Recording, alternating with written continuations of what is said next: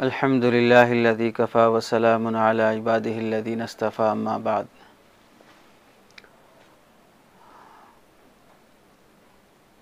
آج کی اس نشست میں آپ حضرات کے سامنے نیٹ ورک مارکیٹنگ سے متعلق کچھ باتیں عرض کرنی ہیں۔ پہلی بات، بہت سے حضرات بار بار پوچھتے رہتے ہیں اور کئی نوجوان اس طرح کی نیٹ ورک مارکیٹنگ میں کافی دلچسپی سے حصہ لیتے جا رہے ہیں، اور اس متعلق بعض حضرات فتاویٰ بھی دکھاتے ہیں کہ فلاں گروپ کا فتویٰ، فلاں جماعت کا فتویٰ، فلاں ادارے کا فتویٰ، فلاں ملک کا فتویٰ ہے کہ یہ بزنس جائز ہے، اس واسطے اس طرح کا بزنس کرنے میں کوئی حرج نہیں ہے، اور بڑی دلچسپی سے دوسروں کو ترغیب دینے میں اور کمپنی کے پروڈکٹ کے بارے میں بڑی خوبصورتی سے اس کے فوائد اور اس کی ضرورت اور دوسری کمپنیوں کی جو مصنوعات ہیں اسے گرا کر اور اس کے نقصانات بیان کر کے، اور پھر اس کمپنی کے ساتھ جڑنے میں آدمی کی جو مالیت کا اور اس کے لیے انکم کا جو آسان راستہ ہوتا ہے اسے دکھانے کر اور اسے ایک بہت بڑا ہرا بھرا باغ دکھا کر اسے آگے بڑھنے کی ترغیب دی جاتی ہے۔ تو مضمون تو اس مسئلے کا اور تفصیل اس مسئلے سے متعلق کافی طویل ہے، ہم تھوڑا تھوڑا کر کے آپ حضرات کے سامنے پوری بات سمجھانے کی کوشش کریں گے۔ نمبر وار بات سمجھنے سے، سننے سے سہولت ہوتی ہے آدمی کو حقیقت جاننے میں۔ پہلی بات یہ آپ حضرات یاد رکھیں، آج کل دنیا میں تجارت کی ایسی نئی نئی شکلیں آ گئی ہیں کہ بعض مرتبہ علماء کو ان شکلوں کے متعلق احکام بیان کرنے میں بڑی پیچیدگی ہو جاتی ہے، چونکہ جو شکلیں ان کے سامنے پوچھنے والا رکھتا ہے اور پیش کرتا ہے پوری شکلیں نہیں پیش کرتا۔ جس شکل سے متعلق حکم بدلنے کا کچھ بھی امکان ہوتا ہے وہ ساری شکلیں چھپا لی جاتی ہیں، اور جو سیدھے سیدھے ایک عام انسان کو بھی وہ چیزیں حلال نظر آتی ہوں اور اس میں کوئی قباحت نظر نہیں آتی ہو، وہ شکلیں پیش کر کے اس کا حکم دریافت کرتا ہے۔ اب نیٹ ورک مارکیٹنگ اتنا پھیلا ہوا ہے، یا ایسا جال ہے کہ اس کے کتنے حصے ہیں اور اس کی کتنی شکلیں ہیں اور اس متعلق کتنی کمپنیاں وجود میں آ چکی ہیں، ساری تفصیلات اور کاروبار کا پورا ڈھنگ اور پورا طریقہ علماء کے سامنے، اہل فتاویٰ کے سامنے پیش کیے بغیر صرف مخصوص شکل پیش کر کے اس کا حکم دریافت کر لینا، یہ ایک طرح کا دھوکہ ہے۔ اسے ہمیشہ یاد رکھ لیں، حلال حرام کرنے کا، کسی چیز کو حلال کرنے کا اور کسی چیز کو حرام کرنے کا اختیار صرف اللہ رب العزت کو حاصل ہے۔ شریعت مصطفی میں اللہ کی ذات کے علاوہ، سرکار دو عالم صلی اللہ علیہ وسلم کی تشریحات کے علاوہ کسی شخص کو یہ حق حاصل نہیں ہے کہ وہ کسی چیز کو حلال کر دے اور کسی چیز کو حرام کر دے۔ اہل فتاویٰ اور علماء جو ذمہ داری نبھاتے ہیں وہ حلال چیزوں کو بتاتے ہیں، کسی چیز کو حلال کرتے نہیں ہیں۔ جو چیزیں شریعت میں پہلے سے حلال ہوتی ہیں یا جو چیزیں پہلے سے شریعت میں حرام ہوتی ہیں ان چیزوں کو بتانا ان کا کام ہے، حلال بنانا یا حرام بنانا ان کا کام نہیں ہے۔ سیدھے طریقے سے سمجھنے کے لیے ایک ہے حلال بنانا، دوسرا ہے حلال بتانا۔ ایک چیز ہے حرام بتانا، دوسرا ہے حرام بنانا۔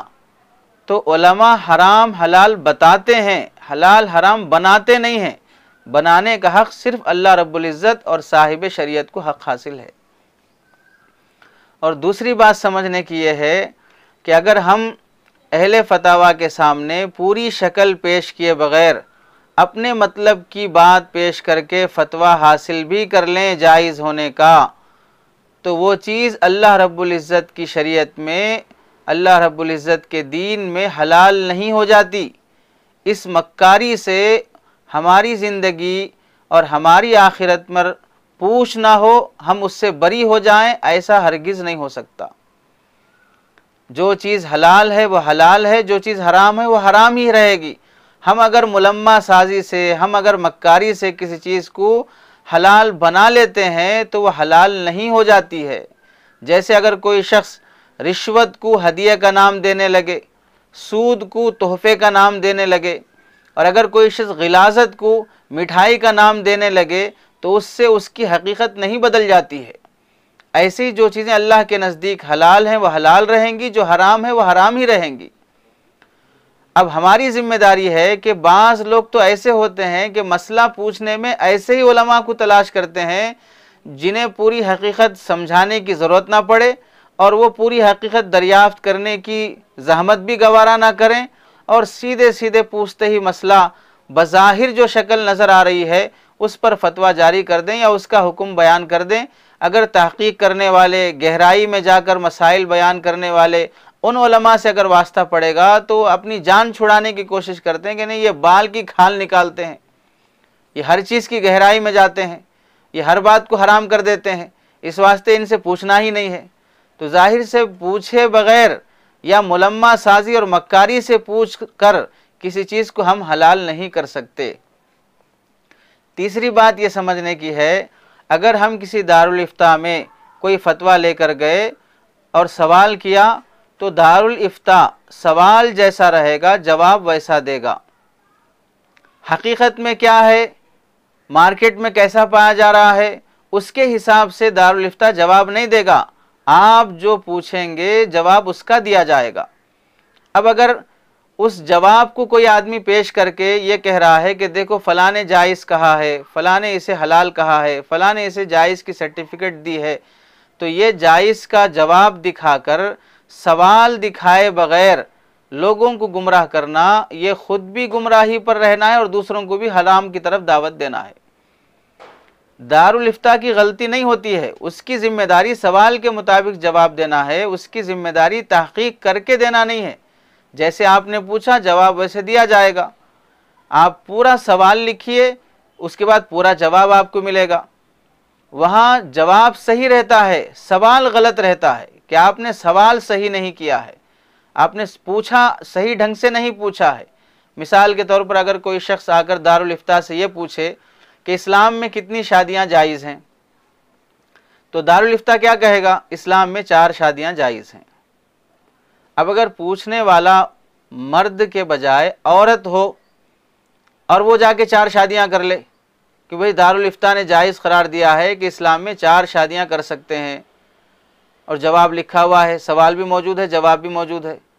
اب اگر کوئی عورت یہ 4 شادیاں کر لے تو پھر آپ اندازہ کریں کہ اس میں غلطی کس کی ہے؟ اس میں غلطی اس عورت کی ہے کہ یہاں پر جواب جو دیا گیا ہے سوال کے مطابق دیا گیا ہے، وہاں پر عورت کا لحاظ وہ اگر سوال میں ملحوظ رہتا تو جواب میں بھی اس کا لحاظ کیا جاتا۔ تو سوال بھی ہمارا ایسا ہونا چاہیے جو جواب کے ہماری پوری حقیقت کو گھیر کر وہ جواب دیا جا سکے۔